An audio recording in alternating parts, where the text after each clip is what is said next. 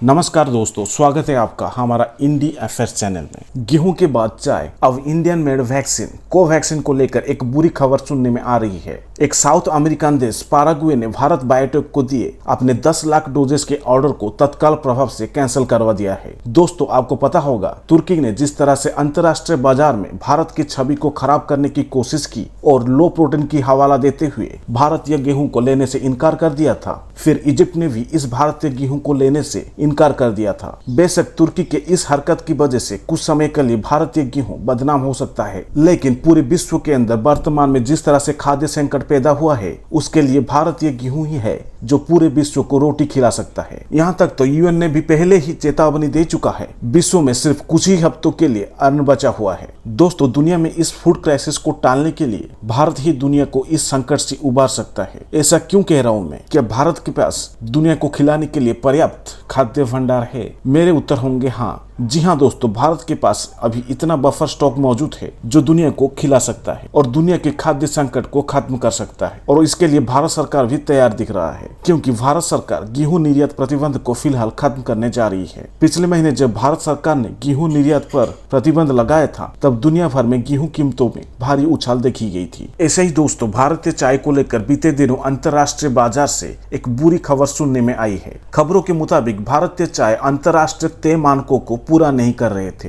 इसके कारण थे भारतीय चाय में मात्रा से ज्यादा पेस्टिसाइड्स और केमिकल्स का इस्तेमाल होना। यहाँ तक बहुत सारे निर्यात किए हुए खेप को वापस किए जा रहे हैं और फिलहाल भारतीय चाय के निर्यात में कमी आ गई है। इस पर भारतीय चाय निर्यातक संघ ITEA के अध्यक्ष अंशुमान कनेरिया ने कहा, श्रीलंका में चल रहे आर्थिक संकट की वजह से श्रीलंका अंतर्राष्ट्रीय डिमांड को पूरा नहीं कर पा रहा था और बढ़ती मांग के कारण भारतीय चाय इस बढ़ती डिमांड को पूरा करने के लिए अपने चाय के उत्पादन को बढ़ाने की कोशिश की, जिस वजह से चाय के किसानों ने कुछ तय मात्रा से ज्यादा कीटनाशक इस्तेमाल किया था। इसकी और एक मुख्य वजह थी हाल ही के सालों में देखा गया है जलवायु परिवर्तन, जिस वजह से भारी बारिश या तो लंबे समय तक सूखा पड़ना, जो कि चाय की पौधों में कई तरह की बीमारियां देखी गई, जिस कारण से चाय की पौधों को बचाने के लिए किसानों ने ज्यादा मात्रा में कीटनाशकों का इस्तेमाल की थी, जबकि ये मात्रा FSSAI के तय मानकों को पूरा कर रही थी। कनेरिया जी ने और भी कहा, कई आयातक देश काफी सख्त नियम अपना रहे थे जो कि यूरोपियन संघ के अनुरूप था और यह नियम FSSAI के नियमों से ज्यादा सख्त होने की वजह से भारतीय चाय की खेप को रिजेक्ट या तो वापस किए जा रहे हैं। बता दें कि साल 2021 में भारतीय चाय की निर्यात 195.90 मिलियन किलो थी और इसी साल 2022 में 300 मिलियन किलो चाय का निर्यात का लक्ष्य रखा गया था, जो कि इस वक्त इस लक्ष्य को पूरा करना अभी कठिन हो सकता है। दोस्तों, निर्यात से जुड़ी और एक बुरी खबर सुनने में आ रही है। भारत बायोटेक की कोवैक्सीन के 10 लाख डोजेस के खरीद के ऑर्डर को एक साउथ अमेरिकन देश पाराग्वे कैंसिल करवाने जा रही है।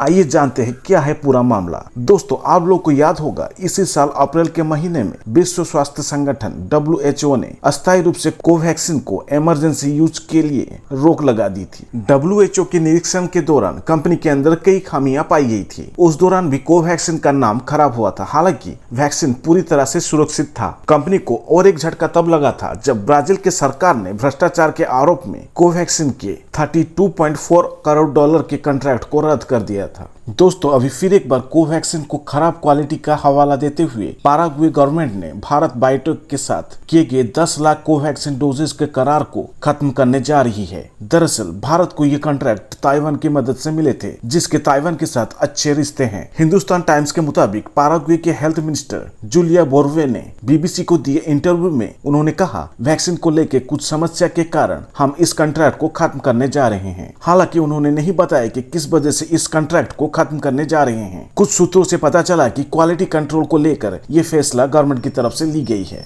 कंपनी का ये गलती थी कि कंपनी ने वैक्सीन एक्सपोर्ट करते समय टेम्परेचर सेंसर नहीं लगाया था, जो कि कंपनी का एक बहुत बड़ी गलती है। दोस्तों, ये समझ में नहीं आ रही है एक वैक्सीन बनाने वाली कंपनी कैसे इतनी बड़ी भूल कर सकती है। कैसे बिना कोई टेम्परेचर सेंसर के वैक्सीन को एक्सपोर्ट किया जा रहा था। दोस्तों, आइए समझते हैं क्या है ये टेम्परेचर सेंसर जिसके बिना बेकार हो जाता है वैक्सीन। दोस्तों, वैक्सीन को हमेशा से पूरी प्रक्रिया के दौरान एक निर्धारित तापमान में रखा जाता है। ये तापमान 2 से 8 डिग्री सेल्सियस के अंदर इसे मेंटेन रखा जाता है। जब वैक्सीन को एक से दूसरी जगह लिया जाता है, यानी कि जब ट्रांसपोर्ट किया जाता है, तब वैक्सीन को जिस कंटेनर के अंदर रखा जाता है उस कंटेनर के अंदर इसी निर्धारित तापमान को मेंटेन रखा जाता है। उस निर्धारित तापमान में रखने के लिए उस कंटेनर में एक सेंसर की मदद से तापमान को कंट्रोल किया जाता है और पूरे ट्रांसपोर्ट प्रक्रिया के दौरान हुए कई तरह के बदलाव को एक टेलीमेटिक्स नाम के सेंसर के द्वारा आंकड़ों को सुरक्षित रखा जाता है, ताकि जब वैक्सीन का इस्तेमाल किया जाए तब वैक्सीन पूर्ण सुरक्षित हो। दोस्तों, क्या आपको लगता है इस ऑर्डर को कैंसिल करने के पीछे भारत बायोटेक जिम्मेदार है या किसी और वजह से पैराग्वे गवर्नमेंट ने इस ऑर्डर को कैंसिल किया? कमेंट में जरूर बताना।